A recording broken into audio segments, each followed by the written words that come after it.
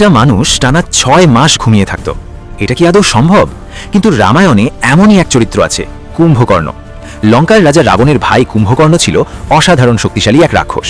কিন্তু তার নাম শুনলেই সবার আগে যে জিনিসটা মনে আসে তা হলো তার অস্বাভাবিক দীর্ঘ ঘুম। আসলে কুম্ভকর্ণ জন্মগতভাবে অলস ছিল না, বরং সে ছিল ভীষণ জ্ঞানী এবং তপস্বী। একসময় সে ব্রহ্মার কাছে বর পাওয়ার জন্য কঠোর তপস্যা শুরু করে। তার তপস্যায় সন্তুষ্ট হয়ে ব্রহ্মা তাকে বর দিতে রাজি হন। কিন্তু ঠিক তখনই ঘটে এক গুরুত্বপূর্ণ ঘটনা। দেবতারা ভয় পেয়ে যায়, কারণ কুম্ভকর্ণ যদি ভয়ঙ্কর কোনো বর চেয়ে নেয় তাহলে স্বর্গে বিপদ নেমে আসবে। তাই দেবী সরস্বতী তার জিহ্বায় বসে উচ্চারণে পরিবর্তন এনে দেন। কুম্ভকর্ণ আসলে ইন্দ্রাসন অর্থাৎ ইন্দ্রের সিংহাসন চাইতে চেয়েছিল, কিন্তু উচ্চারণ ভুল হয়ে যায়, সে বলে ফেলেন নিদ্রাসন। আর এই এক ভুলেই বদলে যায় তার পুরো জীবন। ব্রহ্মা তাকে বর দেন সে টানা দীর্ঘ সময় ঘুমাবে।